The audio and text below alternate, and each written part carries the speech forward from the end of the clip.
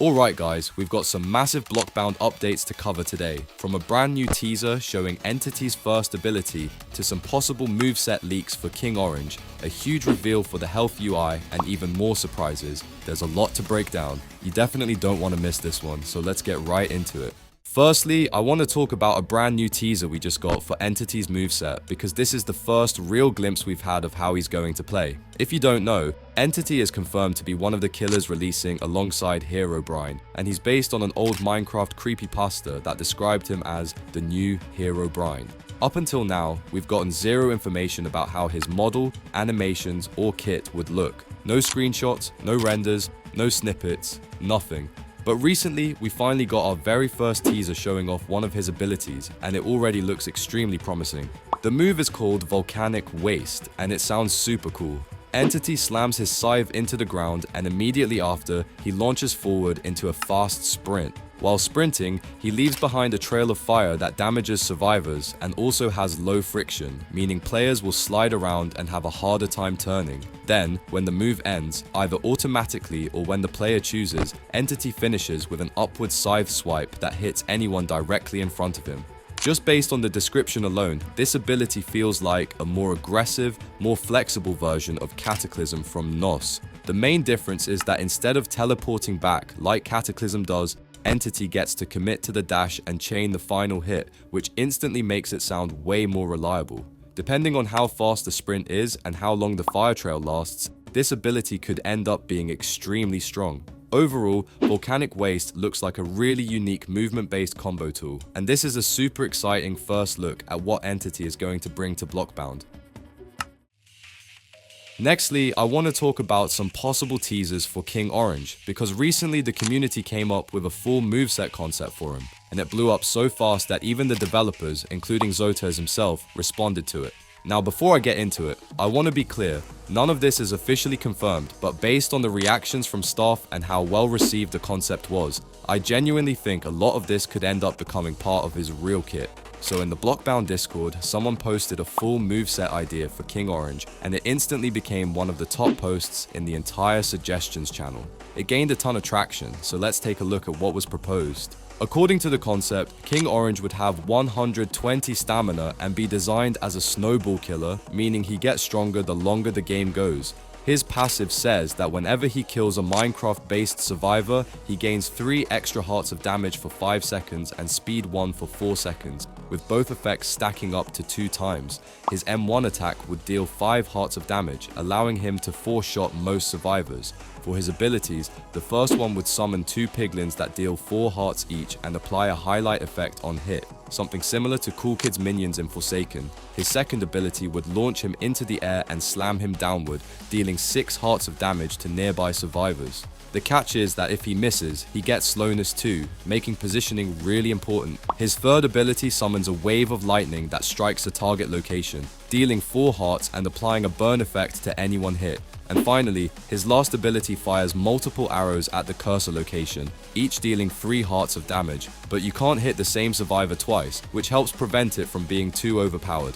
Now here's where things get interesting. The post caught the attention of people on the actual dev team, and the community manager directly told Zotas that this moveset should be it, or at least something very close to it. And Zotas replied saying, "Okay, I'll see what I can do." Considering how many people loved the concept and the fact that multiple developers acknowledged it, I think there's a real chance this could become King Orange's actual moveset. Maybe tweaked, but definitely used as a blueprint. What do you guys think? Would this fit King Orange, or would you prefer something totally different? Next up, I want to talk about a brand new teaser we just got for the health UI. Recently, Cody, the main UI designer for Blockbound, mentioned that he'd be dropping a UI preview soon, and 3 days later he delivered. We finally got to see the heart sprites that will be used in the HUD, and honestly, they already look super clean. They're exactly what I imagined the game would use. Simple, polished, and very Minecraft inspired. You can also see that the hearts follow Minecraft's heart values, and interestingly, the UI appears to be in hardcore mode. That actually makes perfect sense because Blockbound is a round-based asymmetrical horror game. If you die, you don't respawn. So using hardcore hearts is a really fitting touch and helps the UI feel authentic. But the most interesting part of this teaser is the different types of hearts included. We can clearly see green hearts, which look to be poison hearts. That implies poison damage is going to be an actual mechanic in Blockbound. This could come from map hazards, like the toxic river in Yorick's resting place, or killers with poison-based abilities, and realistically, it'll probably be both. It adds a lot of gameplay depth and fits perfectly with Blockbound's survival style. Then there are the black hearts, which almost certainly represent wither damage or burn damage. This lines up perfectly with what we already know. Entity 303 has fire in his moveset, and the Wither Storm game mode is confirmed for future updates, so seeing black hearts strongly hints that these damage over time effects will be displayed on your health bar. Overall, the UI already looks extremely polished, and this tease alone gives us a lot to speculate about.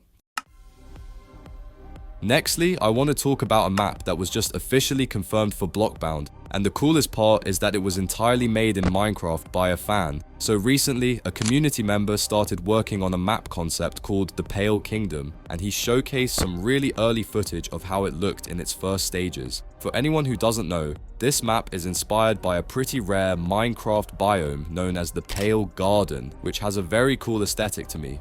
Now, even though the concept was super early, it instantly caught the attention of Zotas. He responded directly, telling the creator to keep working on the map, and that's exactly what he did. A little while later, we got new screenshots showing massive improvements, more structures, more trees, and an overall clearer idea of the layout. The creator also explained that he was intentionally going for a cluttered, dense forest style, just like the real Pale Garden biome, and that he was already working on balancing the looping spots for gameplay. Eventually, he finished the full build, and honestly, the map looks incredible. It has that creepy, atmospheric forest vibe that fits perfectly with Blockbound's tone. There's a ton of detail packed into it. A giant tree as a landmark, multiple buildings you can go inside, farmland areas, long paths, and dense trees everywhere. It genuinely feels like a location you'd expect to explore in a Minecraft horror game.